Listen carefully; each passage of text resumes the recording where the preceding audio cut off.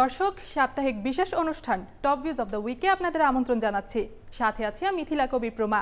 সপ্তাহ জুড়ে চ্যানেলের পর্দায় কোন কন্টেন্টগুলো ছিল জনপ্রিয়তার শীর্ষে, কোন বিষয়গুলো ছিল ট্রেন্ডিং, দেশে বিদেশে কোথায় কোথায় ঘটেছে আলোচনার ঝড়, সবকিছুই থাকছে আজকের পর্বে। প্রথমেই জানিয়ে দিচ্ছি শিরোনাম। জুলাই গণঅভ্যুত্থান ইতিমধ্যে 1 বছর পূর্ণ হয়েছে। এই অভ্যুত্থান নিয়ে মানুষের মনে রয়েছে মিশ্র প্রতিক্রিয়া।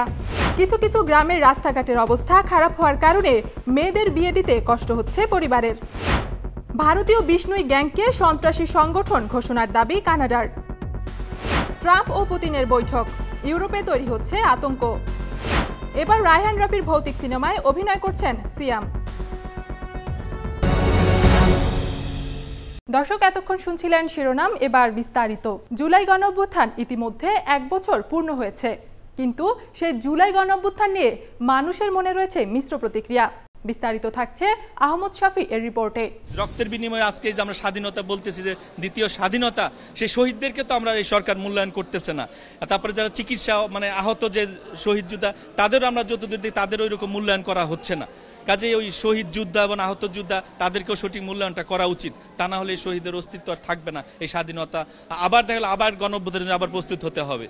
যারা এই হাসিনা ফ্যাসিস্টকে পতনের জন্য ঐক্যবদ্ধ ছিল, তারা নিজেরাই এখন বিভিন্নভাবে দ্বিধাবিভক্ত হয়ে, বিভিন্ন স্বার্থে সংশ্লিষ্ট হয়ে তারা নিজেদের মধ্যে কামড়াকামড়ি করছে। কিন্তু এটা আমাদের চাওয়া ছিল না, এটা আমরা কখনো আশা করি না। আসলে এই বিপ্লবটা, এই যে ৩৬শে জুলাই যে কথাটা আমরা বলতেছি, এটা কিন্তু একটা দীর্ঘ জুলুমের ফসল।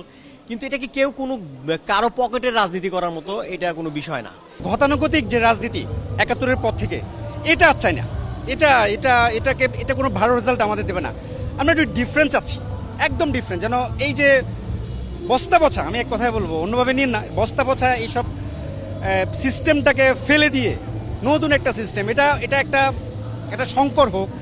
সংকর বলতে এটা বিভিন্ন দেশ থেকে আইডিয়া নিয়ে একটা এমন একটা সিস্টেম দাঁড়া করানোর দরকার, যেখানে স্বৈরাচারই যেন সৃষ্টি না হয়। মূল কথা হচ্ছে যেন স্বৈরাচার ব্যক্তি না, স্বৈরাচার সিস্টেমটা যেন আমাদের মধ্যে আর সৃষ্টি না হয়। বান্ডেল থাকলে প্রতি সেনমানিতে টাকা বাঁচবে। বিকাশ সেনমানি বান্ডেল কিনে জিতুন প্রতি লেনদেনে। আমরা আসলে কিছুটা চাই অর্থনৈতিক মুক্তি।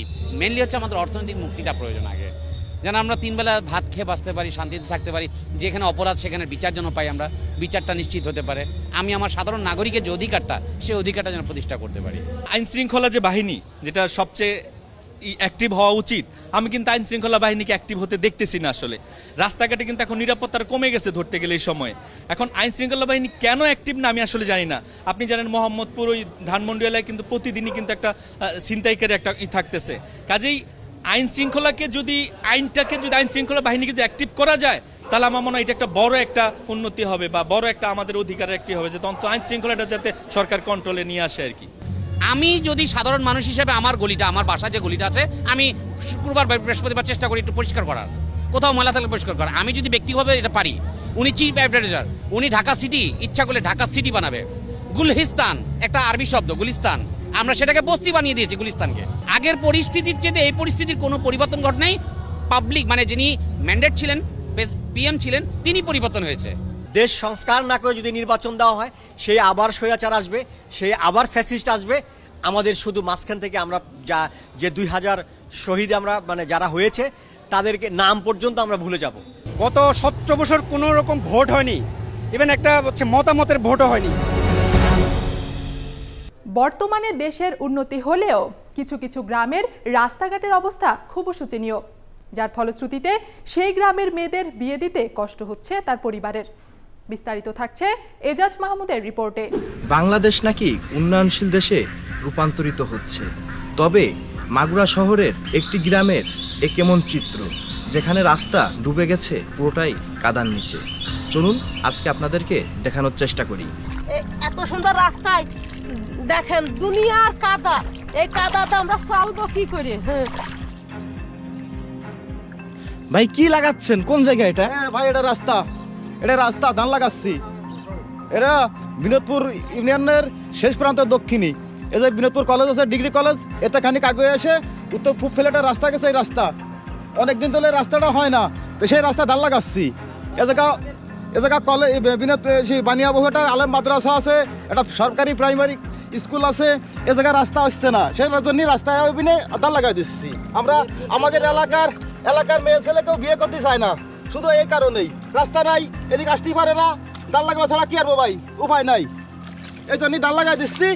এই 2 মাস এই স্কুলে যাতে পারে না, শুধু কাদা জন্য, বুঝছেন? তা আমরা গরিব মানুষ, সরকারের কাছে আমরা টাকা পয়সা ধন দৌলত চাই না, চাই শুধু এই রাস্তাটাই, বুঝছেন? তাদের সরকারও যদি মন চায় আমাকে দেবে, তাছাড়া তো আমরা তো সরকার বাড়ি পাশে আনতে পারতেছি না, মানে এদিক দ্বারা। এই রাস্তাটা হচ্ছে বিনোদপুর চৌরাস্তা থেকে কলেজ হয়ে নোহাটা রোড, ওই নারায়ণপুর হাফিজিয়া মাদ্রাসা থেকে বানিয়াবহু কাওড়াকাদি আলিম সিনিয়র মাদ্রাসা পর্যন্ত একাদা এই রাস্তাটা কাদা। আমরা অনেক চেষ্টা করছি, আমরা বিনোদপুরের 2 নম্বর ইউনিয়নের 6 নম্বর ওয়ার্ডের লোকজন আমরা, কিন্তু ব্যর্থ হয়ে পর্যন্ত রাস্তা হয় না, আমাদের খুব দুর্ভোগ। আমাদের যদি বিনোদপুর যেতে হয় ওই কাওড়া হয়ে রাড়িখালি নারায়ণপুরে তো বিনোদপুর যেতে হয়, না হলে পরে বিনোদপুর উড়ু হয়ে তো যাতে আমাদের ছেলেপেলে আমাদের গাড়ি থাকাকালীন আমাদের এই হাইটে হেঁটে যেতে এসছে। এই দুর্দশা আর এই দুঃখের কথা তো বলাই যায় না, কোনো ভ্যান রিক্সা তো আসতে চাই না, যদিও আসে আরও যুবক সাল পাল নিয়ে ভ্যান ঠেলে নিয়ে তারপরে যেতে হয়, এই কথা তো আর বর্ণনাই দেওয়া যায় না এই দুঃখের কথাটা। আমাদের ওই মেয়ে বিয়ে বা ছেলে দেখার জন্য আর লোকজন আসতে পারে, কোনো অবস্থাতে আসতে পারে না, এলাকায় কাজই করবা চায় না, ভালো ভালো শিক্ষিত লোকজন, উন্নত এলাকার লোকজন এলাকায় কাজই করে না, ওখানে যাওয়া যায় না, রাস্তা নাই, ঘাট নাই। আমাদের যে রাস্তা, আমরা এই রাস্তাতে চলতে পারি না, বুঝছেন? কোনো স্কুল ঘাটে ছেলে মেয়ে যেতে পারে না, আমার মেয়ে আজ দীর্ঘ 2 মাস ধরে স্কুলে যেতে পারে না। তারপর আমাদের বাজারে যা অসম্ভব, আধা ঘন্টার পথ 3 ঘন্টায় ফুরোয় না, যাতে লাগলে 10টা 12টা আসার খাতি হয়, কাদা মাখায় যায়। দেখেন আমার স্যান্ডেল হারাই গেছে, পথে চলতে পারতেছি না, বুঝছেন? আমরা বিভিন্ন কষ্টে আছি। আমাদের যে বড় বড় ছেলে মেয়ে বিয়ে হচ্ছে না শুধু কাদা পানির জন্য, বুঝছেন? তা আমরা সরকারের কাছে শুধু এটা দাবি, রাস্তায় চাই। Ejaz Mahmud, Channel I. দেশের সীমানা পেরিয়ে আন্তর্জাতিক মহলে সন্ত্রাসী কর্মকাণ্ডের মাধ্যমে চাঞ্চল্য অবস্থা সৃষ্টি করছে ভারতীয় বিষ্ণু বাহিনী। বিস্তারিত থাকছে তন্ময় মাহমুদের রিপোর্টে।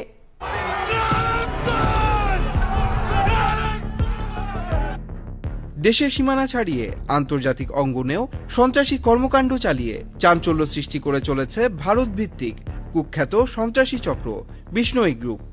সম্প্রতি মে মাসেও কানাডার খালিস্তানপন্থী নেতা হরজিৎ সিং ধাড্ডাকে হত্যার পর ব্রিটিশ কলম্বিয়ার সারে শহরের এক ব্যবসায়ী এবং হরজিতের শহর ব্রাম্পটনে আরেকজন ব্যবসায়ীকে হত্যা করা হয়। তারা দুজন ভারতীয় বংশোদ্ভূত। এসব হত্যাকাণ্ডের পেছনে রয়েছে বিষ্ণোই গ্রুপের হাত। স্থানীয় কর্তৃপক্ষ বলছে এসব হত্যাকাণ্ড ভারতের অপরাধী চক্রগুলো কানাডায় ছড়িয়ে পড়ার ভয়ঙ্কর নজির। কানাডায় বর্তমানে প্রায় 7,70,000 শিখ বসবাস করছেন, যা দেশটির মোট জনসংখ্যার প্রায় 2.1%, যাদের মধ্যে একটি বড় অংশ স্বাধীন খালিস্তানের সমর্থক। খালিস্তানপন্থী এসব ব্যক্তিকে হত্যার পেছনে থাকা বিষ্ণোই গ্রুপের নেপথ্যে ভারতীয় গোয়েন্দা বাহিনীর হাত রয়েছে বলে কানাডার পক্ষ থেকে দাবি করা হচ্ছে। এসব হত্যাকাণ্ডের প্রেক্ষিতে কানাডার বেশ কিছু রাজনৈতিক নেতা বিষ্ণোই গ্যাংকে সন্ত্রাসী সংগঠন ঘোষণা করার জন্য সরকারের কাছে দাবি তুলেছেন। এ ঘটনায় ব্রিটিশ কলম্বিয়ার মুখ্যমন্ত্রী ডেভিড ইবি 17 জুন এক বিবৃতিতে বলেন, বিষ্ণোই গ্যাংকে সন্ত্রাসী সংগঠন হিসেবে ঘোষণা করা হলে তাদের এ ধরনের তৎপরতা কমবে। বিষ্ণোই গ্যাংকে আনুষ্ঠানিকভাবে সন্ত্রাসী সংগঠন ঘোষণা করলে আইন শৃঙ্খলা রক্ষায় নিয়োজিত সংস্থাগুলো গুরুত্বপূর্ণ কিছু ক্ষমতা পাবে। এর মাধ্যমে তারা অপরাধী চক্রের অর্থনৈতিক অপতৎপরতা ঠেকাতে ও জনগণের সুরক্ষা নিশ্চিত করতে পারবে। অ্যালবার্টার জননিরাপত্তা বিষয়ক মন্ত্রী মাইক অ্যালিস এ বিষয়ে আন্তর্জাতিক গণমাধ্যমে বলেন, অ্যালবার্টা প্রদেশ এবং কানাডার অন্যান্য জায়গায় চাঁদাবাজি ও টার্গেট কিলিং এর ঘটনায় যে বিষ্ণোই গ্যাং জড়িত সে বিষয়ে নির্ভরযোগ্য গোয়েন্দা তথ্য আছে। এই অপরাধী চক্রটির মূল উৎস ভারত।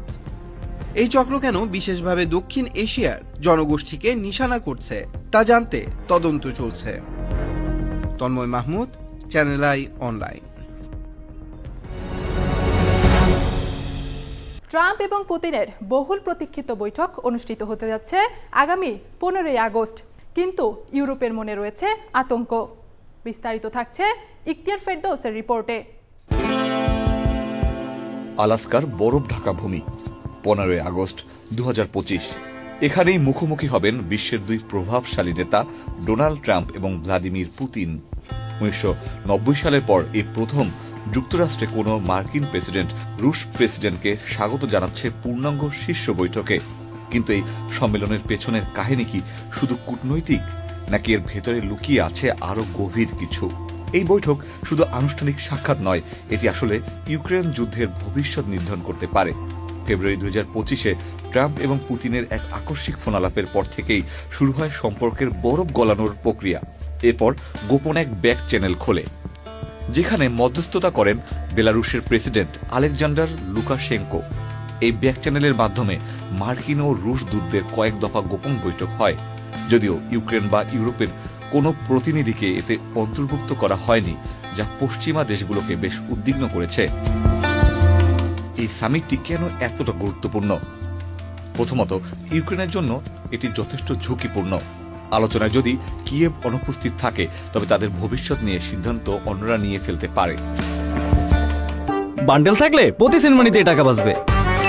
বিকাশ সেনমানি বান্ডেল কিনে জিতুন প্রতি লেনদেনে। দ্বিতীয়ত, ইউরোপের যথেষ্ট উদ্বেগ রয়েছে। মিত্র দেশগুলো মনে করে ট্রাম্প এমন এক সমঝোতায় যেতে পারে যা রাশিয়ার পক্ষে বেশি অনুকূল হবে। এদিকে পুতিনের কূটনৈতিক বিজয় অনেকটা নিশ্চিত করতে পারে।